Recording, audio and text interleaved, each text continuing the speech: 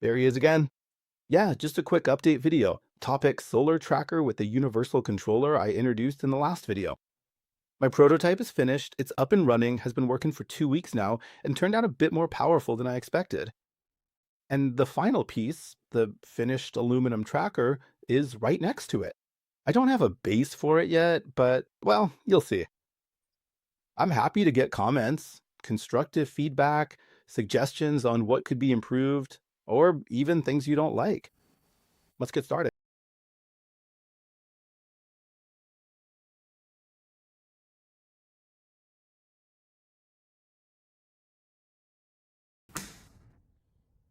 Now, it took a while. Building my dual-axis solar tracker, or to use the proper term, my dual-axis solar tracking system, or just solar tracker, actually turned out a bit differently than I originally imagined.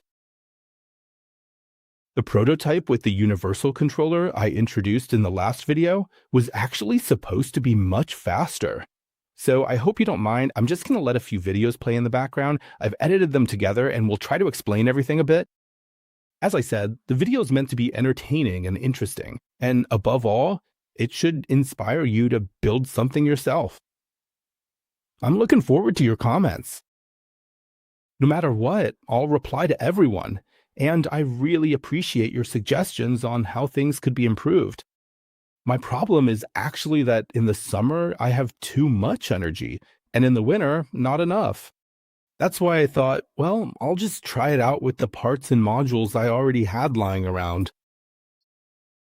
Maybe to get a bit more yield in the winter, and that's why I came up with this solar tracker. Originally, there are a lot of different ways you could do this. I also have two other small prototypes lying around, which I might show at some point too. This was basically inspired by the Ecoversy tracker, and by the way, I'd say that if you're not very handy, go with the Ecoversant. In terms of value for money, it's actually a really good option and definitely worth the price. I've also included a discount code in the description below for anyone who's interested. So just go with the ready-made part. Otherwise, if you're a tinkerer and want to do it your own way, then feel free to use this as a bit of a guide. I have the following priorities that I wrote down for myself, kind of like a little requirements list. I'm excluding myself from this. I definitely didn't want to have a big foundation. I wanted it so that, let's put it in quotes, it's mobile. The whole thing, I mean, it needed to be windproof. I wanted to use off-the-shelf parts, including some existing modules. And it needed to be flexible so I could expand it if necessary.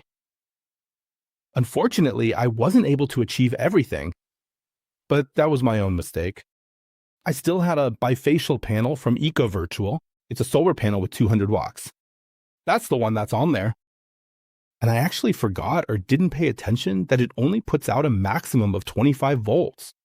So now I have a problem with my HM600, which I still had, from Hoynaus. And I had to come up with something else. That's how I came up with the idea to use two, since they also fit there. And that way, I get into the MPPT range of the inverter. But then I forgot that 2 times 200 is 400, but the Hoymiles 600 only has a maximum input power of 360 watts. That's why I had to get another Growatt. This is a Growatt 800. And then it fit again. All right, so, like I said, those were all my priorities, and now I'll explain a bit more. I put the whole thing together using old roof battens and part of a fence. What you see there, as I said, is all old parts. The tools you need are a saw and a cordless screwdriver, an angle, and a bit of skill. This is the Growatt, as you can see. Next topic, real quick, just to mention it, the Growatt works, but I didn't hook it up because I didn't want to run the cable across the lawn. I have a little robotic lawnmower, and I didn't want it to cut through the cable. Just like you see there, that's, for example, in the morning, as you can see right now. You really don't need to let that battery stress you out at all. Keep in mind that the battery's only there to serve as a temporary buffer. That essentially means it is being constantly charged right there by the little power box located next to the controller. To manage it, I simply tap the voltage up there on the main control panel. And that way, I charge 12 volts for the battery and also supply the controller directly through the battery. That's the only reason. The only reason I have such a big battery is because I already had one lying around. You don't necessarily have to do this with a battery. You can also get the voltage from the inverter, the 230 volts, and do it with a charger. That wouldn't be a problem either. I just like it the way you see it here. The small charger's on the left, it delivers 3 amps. I'll link to it again later. 2 motors, I got them from eBay. If you buy 2, I think you get almost another 10% discount. I think that's how much each piece costs, 32 euros. Just a side note. As I said, one module is attached like this, and the second module is then placed on top of it. That was just because I haven't screwed it into the lawn yet, and I didn't want the whole thing to be affected by the wind. I didn't want to put too much strain on it. Because fall is coming soon, and before I have it properly screwed in, I don't want to risk it. This device, which, as I said, turned out a bit more heavy duty than I originally thought. So, as mentioned, controller on the left, charger, I tap the voltage from one module, and that's where it goes for charging. And otherwise, you can see how I wired everything up. It's really not rocket science. I'll also make a sketch of it, including the measurements. Yeah, like I said, I ended up making everything a lot sturdier. You can see what I came up with, how I put it all together. And then I used those measurements to have the right setup for the second tractor. For that, I used an old garden gate.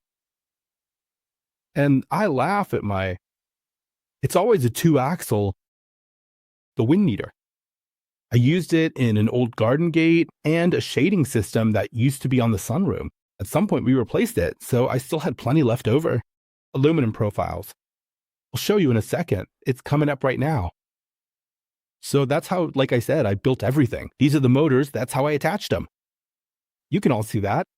Please remember, when you do something like this, make sure to pay attention to the orientation, north-south alignment. And if you use this control system, then please make sure it's also facing south. I wrote it down a bit more so you can actually see it. These are module mounts, swivel ones. I just needed something simple that you can use as a hinge. So now here it comes. Now you can see, yeah, that's very good. It's currently in the sleep position, so it's evening now. Now it's moving into the 0 position. That means it doesn't actually have a 0 position.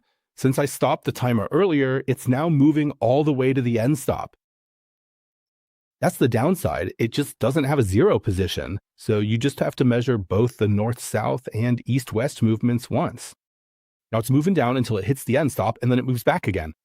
And then I just tell it like 20 or 30 seconds, move back again. And that's how I put it to sleep. That's what you can see now. And you do exactly the same programming settings for the wind. If the wind gets too strong, I actually got myself a wind meter for that, which I'll show you either in this video or the next one, so you can really measure what the wind situation is actually like. And then it moves back. And that's it. So now I'll show you the new support, which is right behind there. Unfortunately, I couldn't set it up because the base wasn't finished yet, but this gives you a rough idea. These are the ground sleeves I got, and I think they should be sturdy enough for the wind. As I said, the Growatt isn't connected yet, but you can see this is how it was just now, the Growatt, like this. And this is the new one. Over here on the right side, so what you see up front here, that's basically the driving strut where the motor will be attached. I've reinforced that a bit. That's the x-axis. That's the base, which isn't finished yet. That'll be inserted up there into the X and Y hinge. And then Y1 and Y2 go in, just like you see there. They go up into those 2 holes from below, Y1 and Y2. And that's all there is to it. Then the motors and the modules get attached. Like I said, that's just a reinforcement I added there, so the driving part is a bit sturdier. And as I mentioned, for the module rails as well. I used the full 2 meters that were available just so I could upgrade later if needed. So that way I can also hang 2 large modules on there. By the way, while I was at it, I realized now that everything's nice and sturdy, I'll probably end up using both at some point. And then I'll compare a regular module with a bifacial module. I can use the Growatt for both since it has 2 connectors. And we'll see how that goes. I just have to set it far enough apart so they don't interfere with each other. Here you can see it again. And hopefully the video wasn't too boring. Next time, I'll have it finished and I'll write down the measurements as well. And also, again, I'll make a sketch on my homepage so they can help everyone out a bit. I hope it was at least a little interesting. I'm glad if you stick with me. And maybe you'll even leave me a subscription or like. Otherwise, see you next time. I wish you a great summer, or what's left of it.